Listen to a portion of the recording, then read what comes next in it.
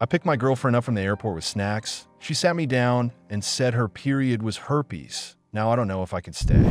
I, 30 male, have been dating a girl, 30 female, for about 1.5 months. Things were going great. We were spending a lot of time together. We're physically intimate, had the same interests or goals, etc. About 2 weeks ago, we were both getting ready to go out of town on separate trips that happened to be around the same time. The night before we left, I went over to her place and we hung out, but did not have sex as she said she was on her period and not feeling great. I said that I understand and still enjoy spending time with her. That's how it started. Nothing dramatic.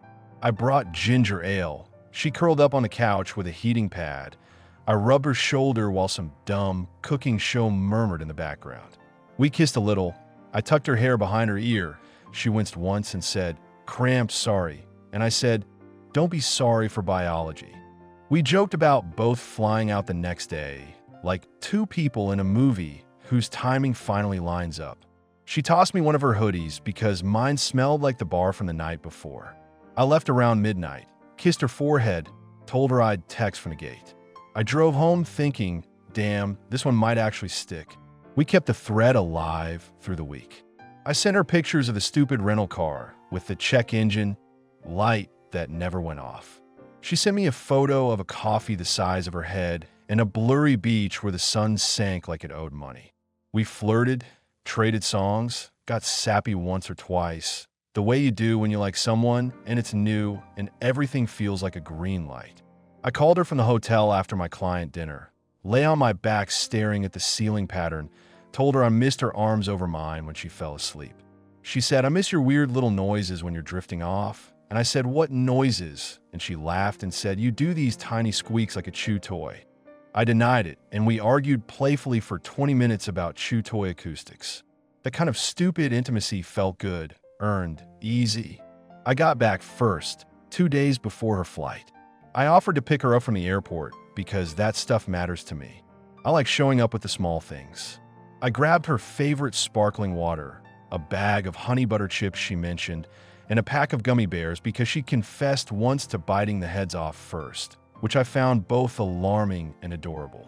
I cleaned my car. I even vacuumed the trunk in case her suitcase shed beach sand. That's who I was that day, a man who vacuumed his trunk. Her flight landed late. "I texted, Gotta." She wrote, "Baggage." I pulled up to arrivals, watched the doors shutter open and shut. Everybody poured out with that dead travel stare. Then I saw her.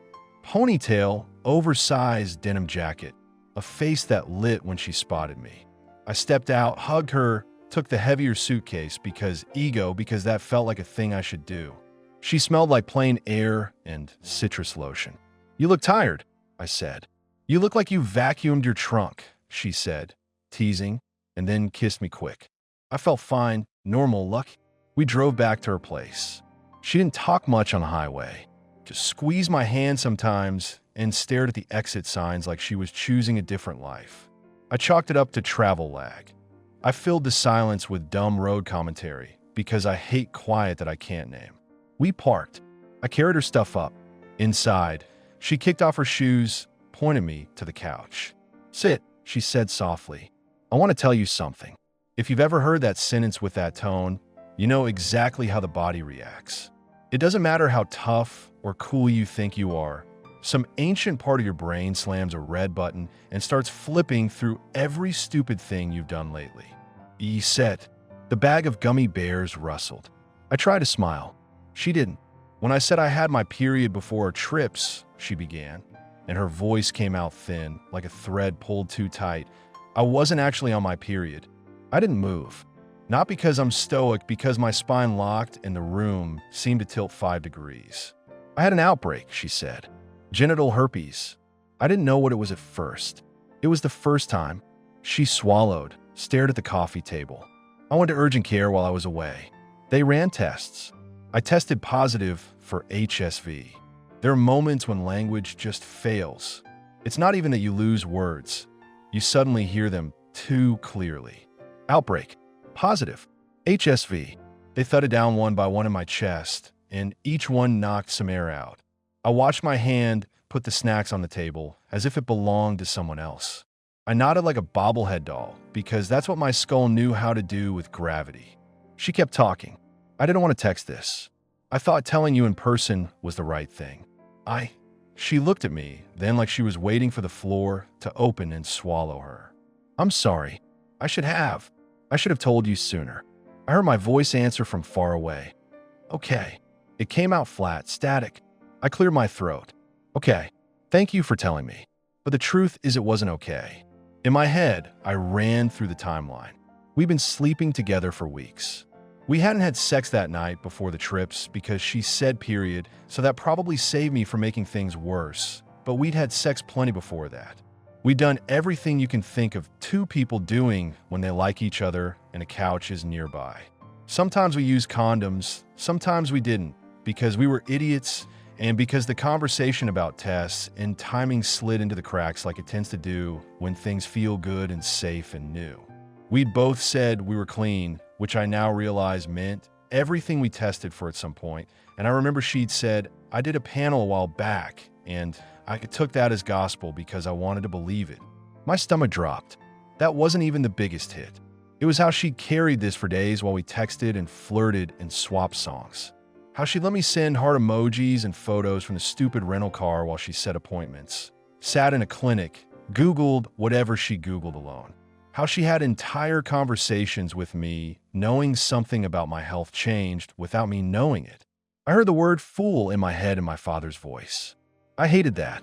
I understand if you're mad, she said quickly, words speeding like she wanted to outrun mine. I didn't want to do this over the phone. I thought if I told you while you were away, you'd be alone and freaking out. I decided to wait until I could see you. That's all. I stared at the gummy bears because focusing on their stupid faces helped me not cry or yell. When did you know? I asked. My voice sounded calm. Inside, something thrashed. I suspected the day after you left. I felt sore in a way that wasn't normal.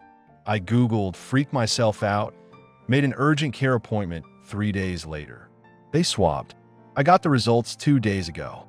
She tucked her hands under her thighs and looked small in a way that pissed me off and made me want to hold her at the same time. I'm on meds now. Valacyclovir. She pronounced it carefully, like maybe the proper noun would make me trust the story. Did you sleep with anyone else since we started? I asked. The question came out before I could polish it. Not because I thought she's been running around, because my brain clawed for the other reason that would make this manageable. Oh, she cheated. Okay, at least the math adds up. At least a betrayal wears a label I know. No, she said immediately, eyes up. No, I haven't been with anyone else since we started seeing each other. So where did it come from? I sounded clinical. I sounded like I was interviewing my own life. I don't know, she said. Her face crumpled, and then she held it together by force. I know that's not helpful. Everything I've read says you can have it for years without knowing. It can be dormant. It doesn't show up on standard panels unless you specifically ask for it. And even then the blood tests are iffy. I've been careful. Her voice clipped on the last word. I swear to God I'm not lying to you. I pressed my fingers to my eyelids until stars popped. That part one can live with. The virus, the bad luck, the science. People carry all sorts of shit through life. It's not a moral failing. But the waiting swallowed the room. I'd have wanted to know right away, I said, and my voice finally changed. The edge showed. Even if it ruined my trip, even if it ruined your trip, because it's not just your body, it's mine. It's my brain for a week thinking everything's fine while it isn't. She nodded fast. I know. I'm sorry. Then she winced like she'd touched a hot stove. Also, and I don't want you to take this the wrong way, but you look very calm and, I don't know, I thought you'd show more concern for me. I am scared. I've been scared all week. Something stiffened in me. You want me to comfort you right now? I asked, not cruel, genuinely asking. Because I can. I can be that guy.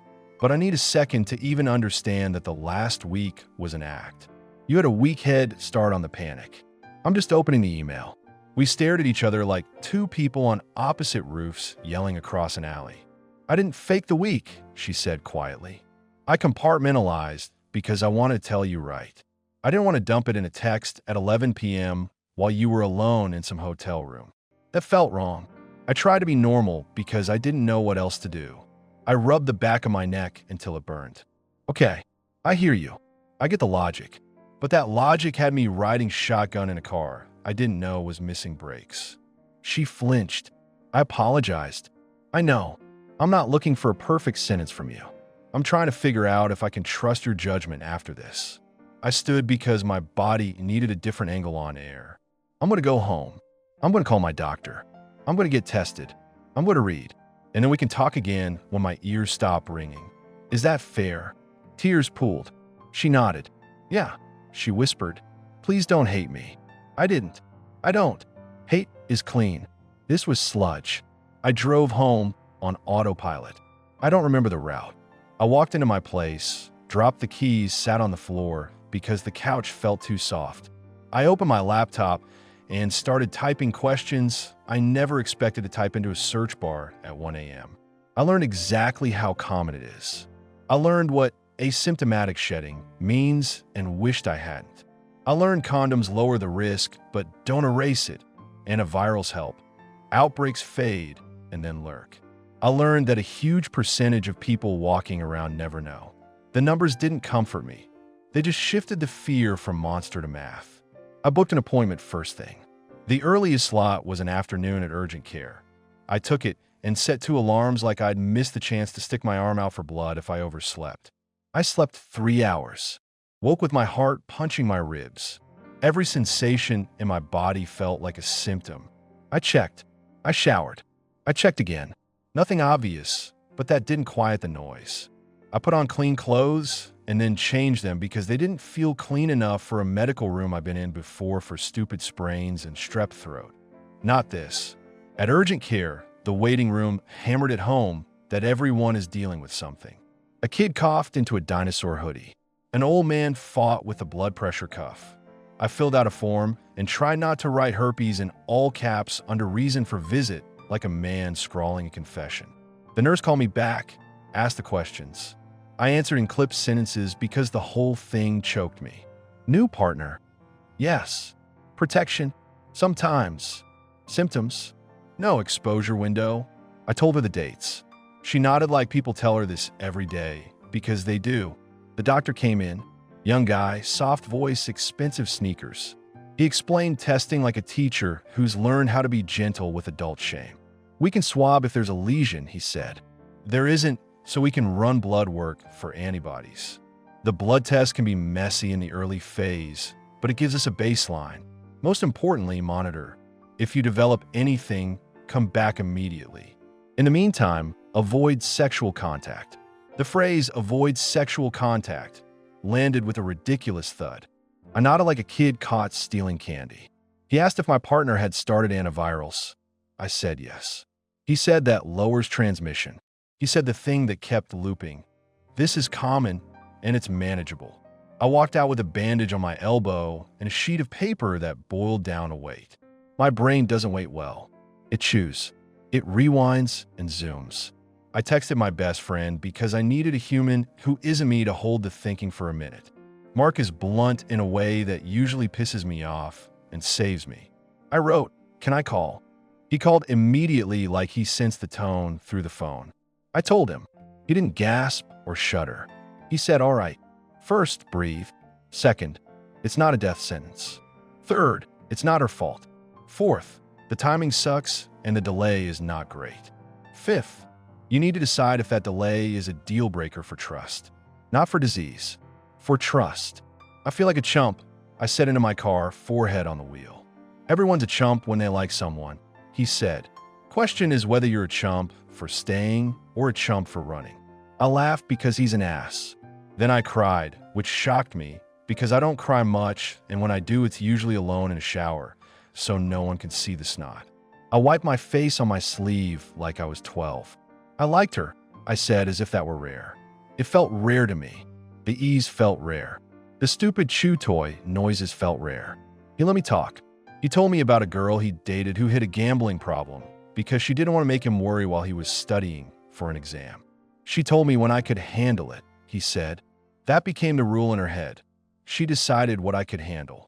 That didn't work for me. He didn't say same as this. He didn't have to. I called my sister later because I wanted a non-male brain to say something different. She went practical. Get your test. Use protection. Educate yourself. Herpes is not the end of the world. It's like getting the news, you have to manage migraines. What matters is she chose your health as secondary to the vibe of a trip. That's the part you have to look at. Is that who she is, or was that her panic? I texted the girl that night. Got tested today. I'm gonna need some time. I don't hate you. She responded immediately. Thank you for telling me. I'm here. I am sorry. I'll answer anything. I stared at I'll answer anything and felt something unclench and something tighten at the same time. We met 2 days later at a park because public air felt better than rooms. We sat on a bench like strangers with a history that fit in a shoebox. She looked like she hadn't slept. I probably looked like a cautionary poster for dehydration. I didn't touch her. She didn't reach. I brought the paperwork from urgent care, she said, digging in her tote. She handed me the printouts like a student offering proof. Her name, the date, the test, the result. I appreciated that more than I thought I would, not because I didn't believe her, but because I'm a paper-in-hand guy when the ground shakes. Thank you, I said. I folded it and didn't know where to put it, so I sat on it for a second like that would absorb it into the bench. We talked. It wasn't smooth. It was jerky and defensive and honest in bursts. I asked timeline questions again because my brain wanted to reconcile each day with each text. You knew enough to be scared on Tuesday, I said. We sent flirty voice notes on Wednesday. You got swabbed Thursday. We talked about stupid memes Friday. You got your results Sunday. You didn't tell me Sunday. You waited until I picked you up at the airport and set the snacks on the table so the story could land on a cushion of kindness. Do you understand why I feel like an extra in my own movie? She pulled her sleeves over her hands and held them there. I do, she said. It was cowardly. I kept telling myself tomorrow, and then tomorrow again because each today felt impossible. I convinced myself I was doing it for you. That's bullshit. I did it because I was scared and because I wanted to look you in the eye when I told you so you wouldn't run away via text. I didn't want to see the 3 dots and then nothing. It's not the virus, I said, and I meant it with my whole chest. It's the part where you got to decide when I panicked. That's mess with my head territory. I've been in relationships where that's how things roll, where the other person sets the terms of my reality and tells me it's love. I can't do that again. I'm not that person, she said instantly, then stopped herself like she heard the reflex. I don't want to be that person. I messed up. I'm not asking you to pretend I didn't. I'm asking you if you can see me past this. Not if past this means you still get to control timing when the truth hurts. I said, I don't expect you to be perfect. I need you to be transparent when it touches me. Not generous. Transparent. She nodded. Tears streaked sideways because she angled her face up to stop them. Okay, she whispered. I can do that.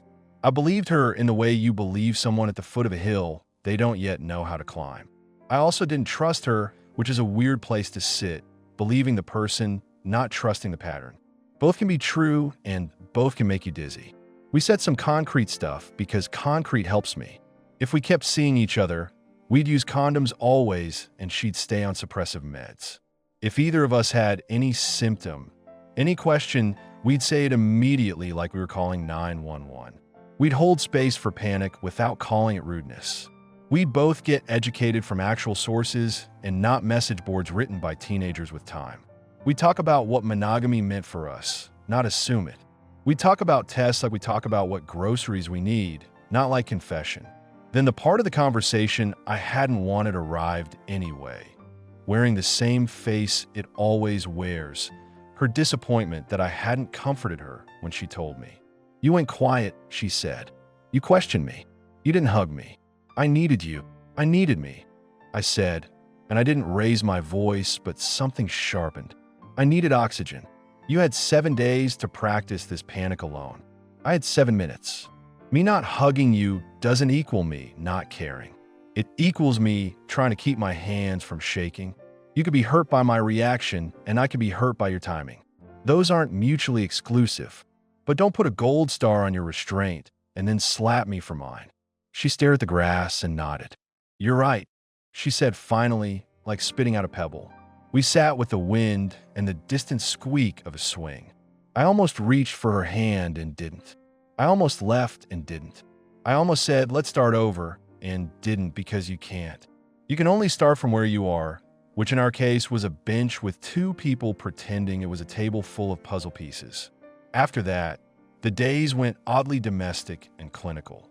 We texted updates like roommates who share a printer. Took my meds. No symptoms today. Read this article. It's actually written by a doctor. I told her when my brain spiraled. She told me when shame hit her like a bus. Sometimes we made each other laugh because humor will claw its way into any room if you let it. She called my squeaks cute again, and I allowed it because apparently it's true. We didn't sleep together. We didn't even make out. We hugged once, and I felt my whole body brace and hated that. That's when I understood the other piece of this whole mess. Even if the risk is tiny, even if the data is good, even if the plan is solid, the animal part of you doesn't read PDFs. It reads memory. It reads who told you what and when. My test results took longer than my nerves thought fair. When a message finally pinged, I opened it like a bomb tech. Negative for the antibodies in question, which didn't mean anything permanent because of the window period. It meant not yet in a white coat. I exhaled anyway. I told her. She exhaled through the phone, said, "I'm glad," and then also said, "I know it doesn't mean we're done with this conversation." I respected that sentence more than any apology.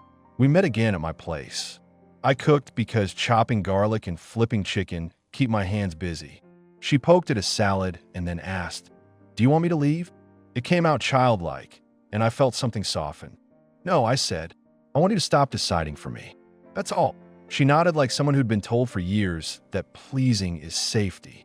I recognized it because I've been told for years that not needing anyone is safety, and both are bullshit. We argued again after dinner because of course we did.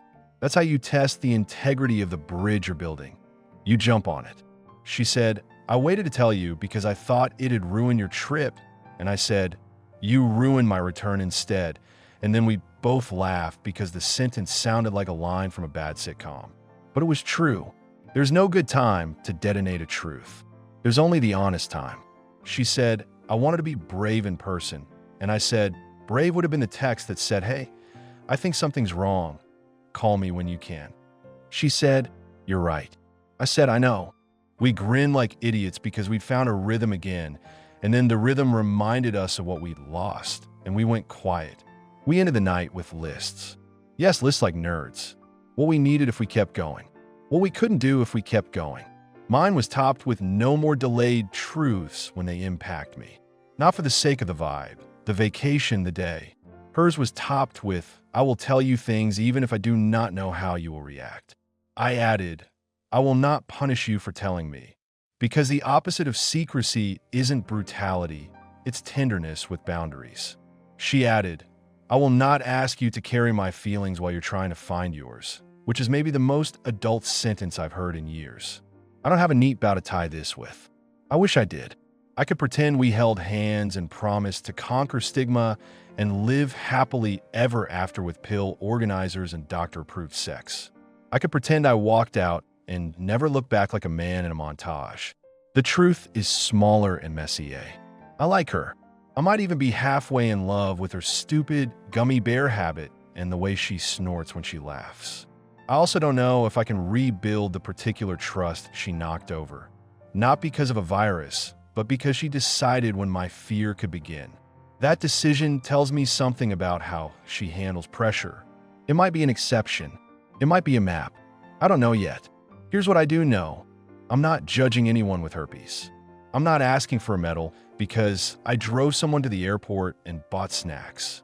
I'm a grown man who took a risk like every grown adult who lets another person close. Sometimes you get lucky. Sometimes you get a lesson wearing someone you want. I'm sitting here trying to decide which one I got. So yeah, that's my story. We were great. We were intimate. We planned trips.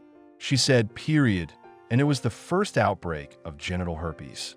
She tested positive while away, waited almost a week to tell me, and told me in person when I brought her home from the airport, because she thought that was the right thing. I got blindsided. I felt stupid. I got tested. I read more medical articles in 48 hours than I have since college. We fought. We apologized. We made rules. We're still talking. I'm still shaking a little when I think about how easily someone can curate my reality by pressing send or not.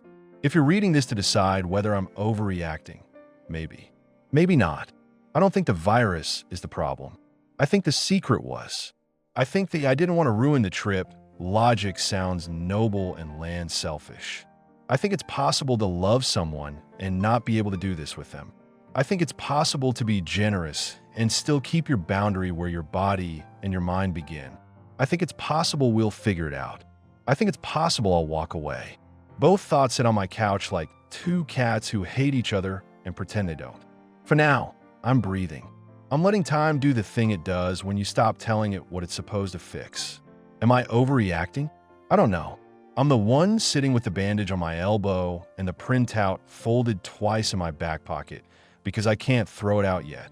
I'm the one who vacuumed his trunk for a girl who kept a secret to protect a vibe.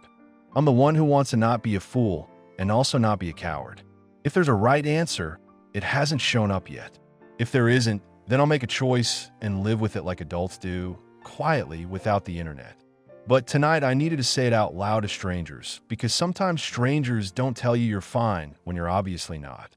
Sometimes they just say, yeah, man, that's rough. Do what you need to do. And maybe that's all I'm asking for.